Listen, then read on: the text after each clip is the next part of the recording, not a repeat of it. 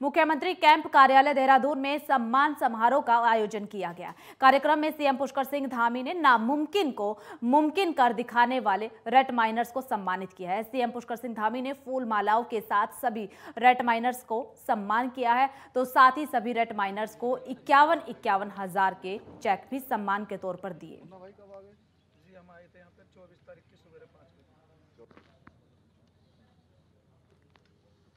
तो मुख्यमंत्री पुष्कर सिंह धामी ने रेट माइनर्स को आज सम्मानित किया, जहां पर फूल मालाओं के साथ उन्हें सम्मानित किया, तो साथ ही 51 हजार के चेक भी सभी रेट माइनर्स को सौंपे हैं। और ये तस्वीरें भी आपको उस वक्त की साझा कर रही हैं जब मुख्यमंत्री पुष्कर सिंह धामी ने रेट माइनर्स से मुलाकात की।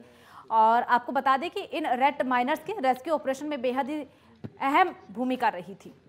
जब 41 मजदूर टनल में फंस गए थे तो उस दौरान इनकी बेहद ही अहम भूमिका वहां पर रही थी। और आज सीएम पुष्कर सिंह धामी ने सभी रेट माइनर्स को सम्मानित किया है।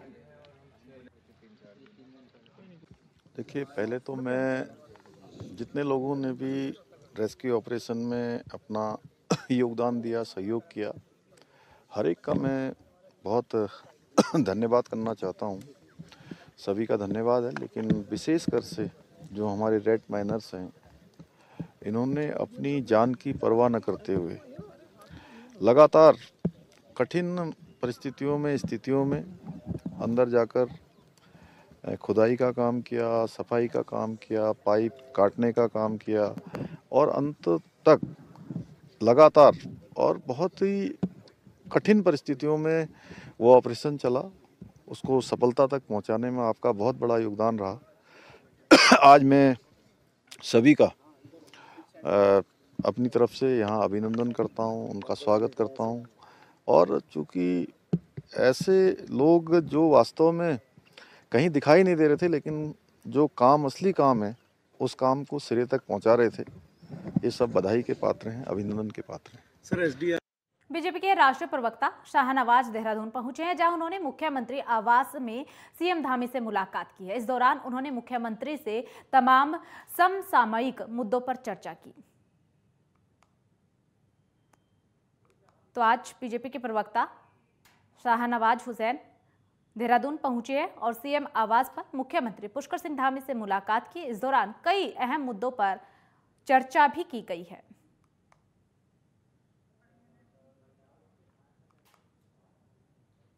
विपक्षी सांसदों के निलंबन को लेकर के विपक्षी पार्टियों की तरफ से प्रदर्शन किया जा रहा है। इसी कड़ी में देहरादून में भी कांग्रेस प्रदर्शन करने जा रही है। कांग्रेस शुक्रवार को राजभवन कूच कर सांसदों के निलंबन पर विरोध दर्ज कराएगी।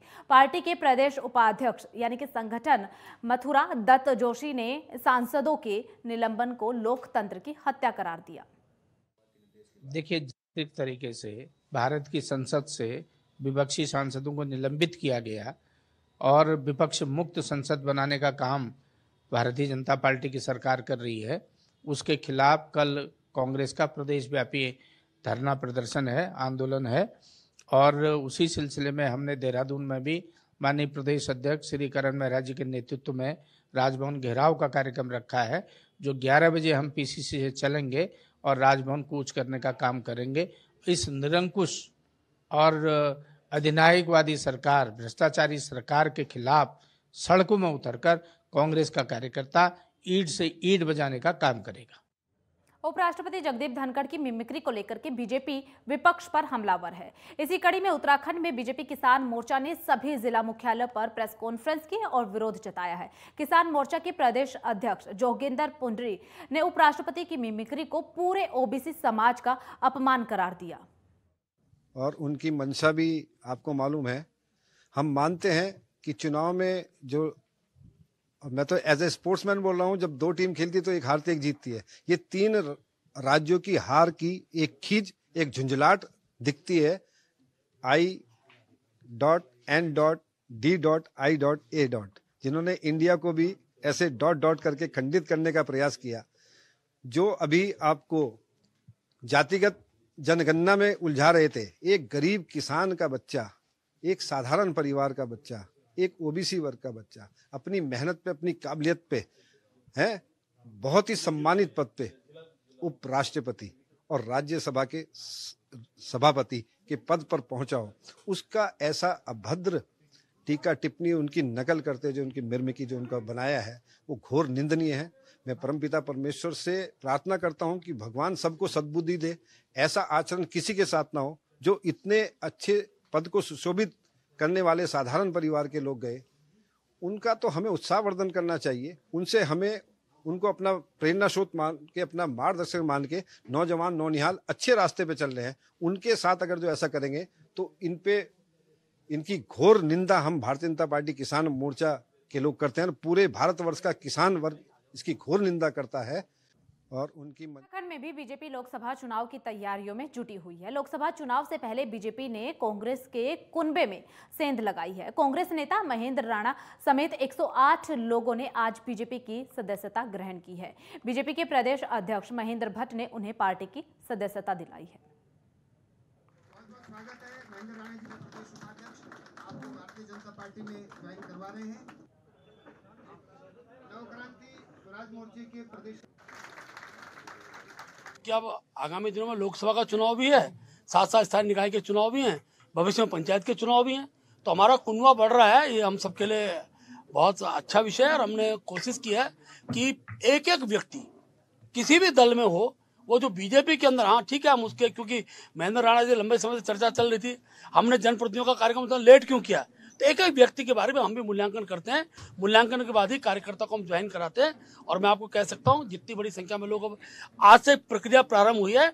अभी पौड़ी लोकसभा, अभी टिहरी लोकसभा, हरिद्वार के अंदर भी बड़ी संख्या में सूची है। हमारे आदित्य जी उसको, उस सूची को देख रहे हैं और धीरे धीरे बड़ी संख्या में, मैं कह सकता हूँ कम से कम वर्तमान जनप्रतिनिधि, पूर्व प्रतिनिधियों में से लगभग 70% प्रतिनिधियों को हम भारतीय जनता पार्टी से जोड़ेंगे। ये मैं पहले से ज्वाइन करना चाह रहा था, लेकिन कुछ परिस्थितियाँ ऐसी हुई कि नहीं ज्वाइन कर पाए। आप देखिए, मैंने तो 8 महीने पहले इस्तीफा दे दिया था और आज मैंने ज्वाइन किया है। तो इसीलिए किया है कि मैं माननीय अध्यक्ष जी के जो यहाँ भाजपा की कार्यशैली है, माननीय मुख्यमंत्री जी प्रदेश में, क्योंकि मैं 4थी बार ब्लॉक प्रमुख हूँ और कार्य जो मैं देख रहा हूँ कि पहले भी काम होते थे, आज भी काम हो रहे हैं और बड़े अच्छे तरीके से हो रहे हैं। हमको बड़ा सपोर्ट मिल रहा है ब्लॉकों में, तो इसलिए मेरे को ये लगा कि अब मुझे ज्वाइन कर लेनी चाहिए और मैं और अच्छा काम कर सकता हूँ अपने क्षेत्र में। तो उधर उत्तराखंड के पुलिस थानों में अब सीनियरिटी के आधार पर ही थाना अध्यक्षों की नियुक्ति हो पाएगी। इसके लिए पुलिस महानिदेशालय स्तर से बकायदा आदेश जारी कर दिए गए हैं। खास बात तो ये है कि अब तक कई थानों में जूनियर पुलिस अधिकारी को थाना अध्यक्ष बनाए जाने के मामले सामने आ रहे थे, जिसका संज्ञान लेते हुए पुलिस महानिदेशक कार्यालय की तरफ से अब आदेश जारी किया गया है। ये माननीय पुलिस महानिदेशक, इनके द्वारा जो है समस्त थानों में जो लगे जो है थाना प्रभारी है, चाहे वो एसओ हो चाहे इंस्पेक्टर हो, इनका रिव्यू किया गया। तो कुछ जगहों पे जो है जो कमी परिलक्षित हुई, तो वो उसमें माननीय पुलिस महानिदेशक द्वारा जो है उसमें आपत्ति प्रकट की गई और स्पष्ट निर्देश जारी किए गए कि इसमें जो उत्तराखंड पुलिस का जो एक्ट का जो प्राविधान है उसके तहत उसका नियमानुसार जो इसका पालन किया जाए और जो है योग्य, कर्मठ और जो ऑन मेरिट के साथ साथ जो है वरिष्ठता को जो है पूर्ण उसको उसमें वेटेज दिया जाए वरिष्ठता के आधार पर। मानक तो है कि जो हमारे छोटे थाने होते हैं वो एसओ के थाने पे जो है वो सब इंस्पेक्टर पोस्ट होते हैं जो वरिष्ठतम होता है, और इंस्पेक्टर जो वरिष्ठतम होता है उनको पोस्ट किया जाता है। तो ये वरिष्ठता के आधार पे साथ साथ हम मेरिट और जो है उत्तराखंड पुलिस नियमावली, इसका पूरा सर्वसमावेशक विचार कर ही पोस्टिंग की जाए। चलिए खबरों में आगे बढ़ते हैं। केरल में कोरोना के नए वेरिएंट की दस्तक के बाद स्वास्थ्य मंत्रालय अलर्ट मोड पर है, तो वहीं पर उत्तराखंड सरकार ने भी नए वेरिएंट JN.1 को लेकर एडवाइजरी जारी कर दी है। सरकार ने सभी जिलों को अलर्ट पर रहने के साथ ही अस्पतालों में व्यवस्थाएं दुरुस्त रखने के निर्देश दिए हैं। नोडल अधिकारी डॉक्टर पंकज सिंह ने इस बाबत जानकारी भी साझा की है। उन्होंने कहा है कि उत्तराखंड में नए वेरिएंट का मामला सामने नहीं आया है, हालांकि नए वेरिएंट के मद्देनजर तैयारियां पुख्ता की जा रही है। इसमें जब कोविड की दूसरी वेव आई थी उस समय पर काफ़ी तैयारियां की गई थी और काफ़ी इंफ्रास्ट्रक्चर भी डेवलप हुआ था, और आज की डेट में भी भारत सरकार के दिशा निर्देश अनुसार रेगुलरली मॉक ड्रिल्स की जाती हैं। वो इसलिए की जाती हैं ताकि वो स्ट्रक्चर जो इंफ्रास्ट्रक्चर मेंटेन रहे। अभी दिसंबर 2018 में भी ये मॉक ड्रिल की गई और देखा गया कि सारा इंफ्रास्ट्रक्चर हमारा मौजूद है। इंफ्रास्ट्रक्चर यदि इस तरह का कोई स्थिति आती है तो उससे निपटने के लिए हम लोग पूरी तरीके से तैयार हैं। और यहाँ रुकेंगे एक छोटे से ब्रेक के लिए, फौरन हाजिर होंगे।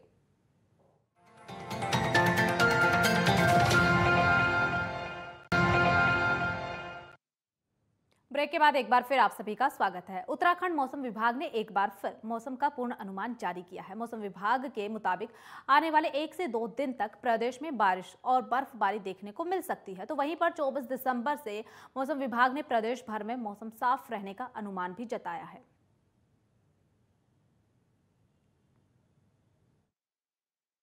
तेईस को दिख रहा है कि थोड़ा जो है एक पश्चिमी विक्षोभ है, हालांकि बहुत ज़्यादा तो एक्टिविटी उसकी नहीं दिख रही है, पर आप कह सकते हैं कि ठीक है, गढ़वाल में छुटपुट कहीं पे, या जो अंदर कमार डिस्ट्रिक्ट है कुमाऊं रीजन के भी, जिसमें कि पिथौरागढ़ और बागेश्वर है, तो उनमें छुटपुट एक्टिविटी हायर रीचेज में विशेषकर लाइट एक्टिविटी हो सकती है रेन और स्नोफॉल की। तो स्नोफॉल तो 3000 मीटर या उससे अधिक ऊंचाई के जो क्षेत्र है तो उसमें ही संभावना है। तो आप ये कह सकते हो जो अंदर के डिस्ट्रिक्ट हमारे उत्तरकाशी, चमोली, पिथौरागढ़, रुद्रप्रयाग या बागेश्वर, इनमें थोड़ी हल्की बारिश और बर्फबारी की संभावना कहीं कहीं पर होगी, ऐसा नहीं कि बहुत ज़्यादा कुछ है।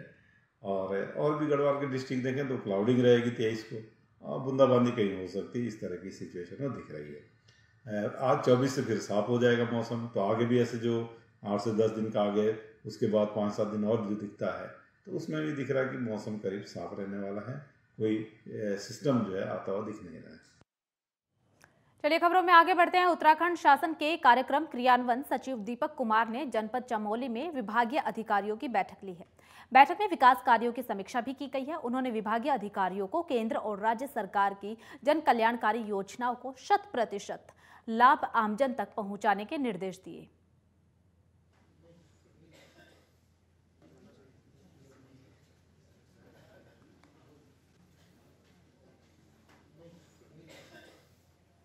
जिला मुख्यालय में बैठक लेने से पहले मैंने 3 ब्लॉक जो जिला चमोली के इस समय हैं, कर्णप्रयाग ब्लॉक, नारायणबगड़ ब्लॉक और दसोली ब्लॉक, इन तीनों ब्लॉक में प्रैक्टिकली निरीक्षण करने के बाद मैं मुख्यालय में आया और वहाँ जनता से जो संवाद मैंने किया है, मैं चोपता गांव में रात्रि विश्राम किया है, सोल्टा गांव में लोगों से जन संवाद किया है और यहाँ पे अभी मैं आज वन विकास मेले में भी शामिल हुआ था, तो वहाँ भी जनता और जनता के प्रतिनिधियों से मिलने का मौका मिला। तो उसमें जो लोग वहाँ पे समस्याएं बताते हैं उन सब का संकलन करके यहाँ पे आज अधिकारियों को यथा दिशा निर्देश दिए गए। तो उधर पौड़ी में पीआरडी विभाग की तरफ से जिला स्तरीय महोत्सव का आयोजन किया गया है। कार्यक्रम में जिला पंचायत अध्यक्ष शांति देवी बतौर मुख्य अतिथि शामिल हुई और दीप प्रज्वलित कर कार्यक्रम का शुभारंभ किया है। कार्यक्रम में ब्लॉक स्तर पर विजयी रही टीमों ने लोकगीत, लोक नृत्य पेश किए, तो वहीं पर जिला स्तर पर पहले स्थान पर रहने वाली टीम प्रदेश स्तर की प्रतियोगिता में हिस्सा लेगी।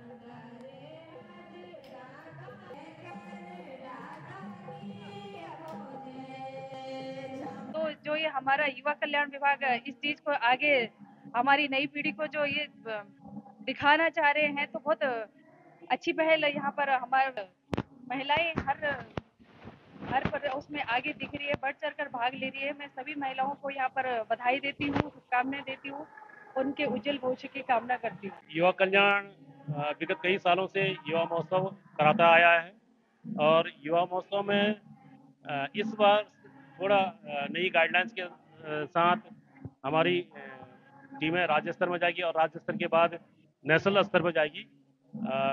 इसमें लोकगीत, लोक नृत्य और एकांकी की प्रस्तुति यहाँ पर की जा रही है। इसके अलावा इस बार वर्ष एकल लोकगीत, एकल लोक नृत्य, शास्त्रीय गायन के अलावा बहुत सारी जो व्यक्तिगत इवेंट्स हैं वो की जानी है।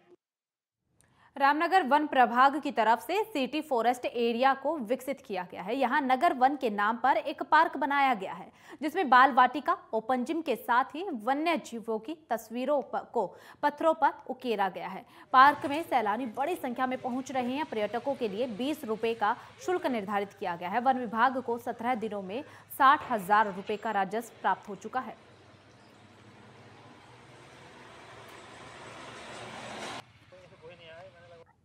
लगभग लास्ट 17 दिसंबर 1 को हम ये नगर वन खोले थे, तो तब से पर्यटकों का जो आना जाना है वो बढ़ता ही जा रहा है, क्योंकि ये नया एक इको पार्क है, तो अभी तक जानकारी भी कम था। बट लास्ट संडे जो 17 तारीख को लगभग 800 से 900 लोग आए, बच्चों को भी मिलाकर, तो 800 से 900 हमारे अडल्ट प्लस चिल्ड्रन आए। तो और अभी तक वो 17 दिन का हमारा जो कलेक्शन है, जो 20 रुपए पर टिकट जो लेते हैं, वो लगभग 60,000 रुपीज पार कर चुका है। उसके साथ साथ 4-5 लोगों ने मंथली पास भी बना लिए। तो यही लगता है कि आने वाले दिन में इसका और भी पर्यटक आएंगे और इसका रेवेन्यू भी बढ़ता जाए। उत्तराखंड के ऊखीमठ में अनुकूल बर्फबारी न होने से हिमालय भूभाग बर्फबारी विहीन होने के पर्यावरणविद खासे चिंतित दिखाई दे रही हैं। दिसंबर महीने के तीसरे सप्ताह में भी मौसम के अनुकूल बर्फबारी व बारिश न होने से ग्लोबल वार्मिंग का खासा असर देखा जा रहा है और हिमालयी क्षेत्र व प्रकृति पर लगातार ग्लोबल वार्मिंग का असर पड़ना भविष्य के लिए शुभ संकेत नहीं है। केदार घाटी के निचले क्षेत्रों में मौसम के अनुकूल बारिश न होने से काश्तकारों की रबी की फसलों में समाप्ति की कगार पर होने की काश्तकारों को भविष्य की चिंता सताने लगी है। आने वाले दिनों में यदि मौसम के अनुकूल बर्फबारी नहीं होती है तो तुंगनानाथ घाटी का पर्यटन व्यवसाय खासा प्रभावित हो सकता है।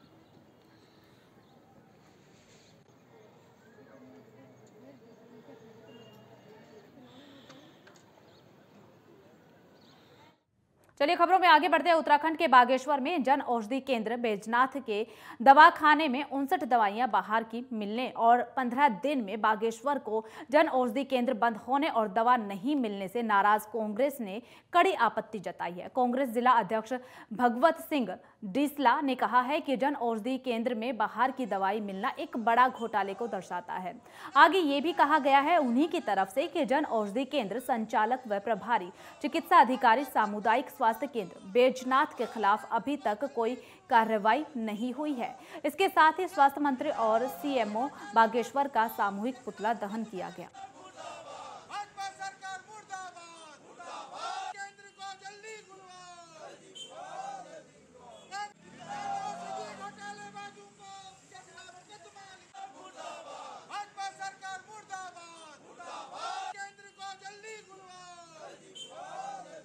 देखिए, बैजनाथ सामुदायिक स्वास्थ्य केंद्र में एक जन औषधि केंद्र जो इनके द्वारा खोला गया, उसमें 140 दवाइयां जो हैं बाहर की मिली और उसके बावजूद भी जो है इतने घबलेबाजी वहां पर हुई, घोटालेबाजी वहां पर हुई। उसके बावजूद भी उनके संचालक के खिलाफ और वहां के जो जिम्मेदार अधिकारी हैं उनके खिलाफ कोई भी मुकदमा न दर्ज किया गया अभी, और न जो संचालक हैं उनके खिलाफ कोई मुकदमा दर्ज किया गया। बागेश्वर का जन औषधि केंद्र है वो 16 दिन से बंद है और आम जनता जो है उसके लिए परेशान है।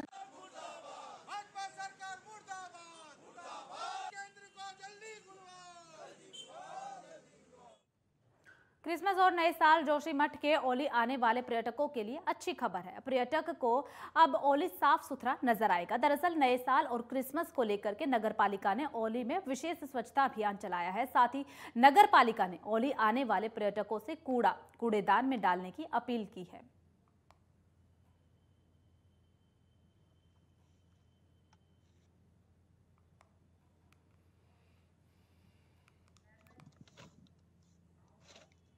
चलिए खबरों में आगे बढ़ते हैं। बात उधम सिंह नगर की कर लेते हैं, जहां पर दिनेशपुर में स्वास्थ्य विभाग की टीम ने झोला छाप डॉक्टरों के खिलाफ अभियान चलाया है। इस दौरान जाफरपुर गांव में अवैध रूप से संचालित ओम क्लिनिक व कंचन क्लिनिक पर छापेमारी भी की गई है। इस दौरान बिना किसी रजिस्ट्रेशन के चल रहे दोनों क्लिनिकों को सील कर दिया गया है।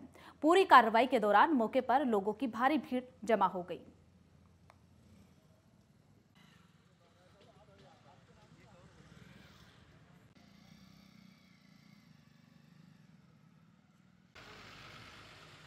इसका जो ओम क्लिनिक है और कंचन क्लिनिक है, इनकी कंप्लेंट सीएमओ साहब के यहाँ गई हुई थी कि अनऑथराइज्ड है। तो आज जब हम यहाँ पे हैं, दोनों ही क्लिनिक जो चला रहे हैं, संचालित कर रहे हैं, तो दोनों के पास ही कोई डिग्री कोई रजिस्ट्रेशन नहीं है, अनऑथराइज्ड है।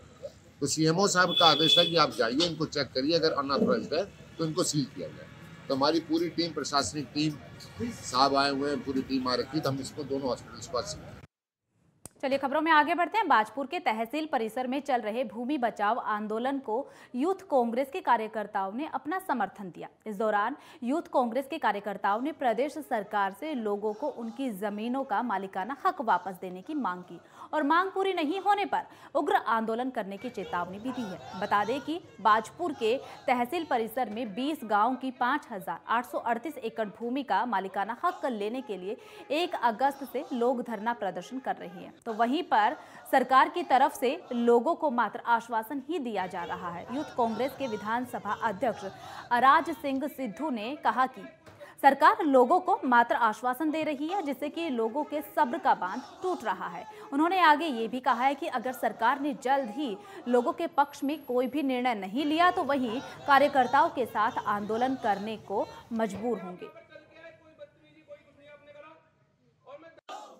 जैसे आप सभी को पता है, हमारे माननीय मुख्यमंत्री साहब किसानों को पिछले 5 महीने से आश्वासन पे आश्वासन दिए जा रहे हैं, फैसला नहीं सुना पा रहे, इंसाफ नहीं दिया जा रहे। अगर इनकी जमीनें हैं, इनके पास भूमिधरी अधिकार, इनको क्यों नहीं दिया जा रहा?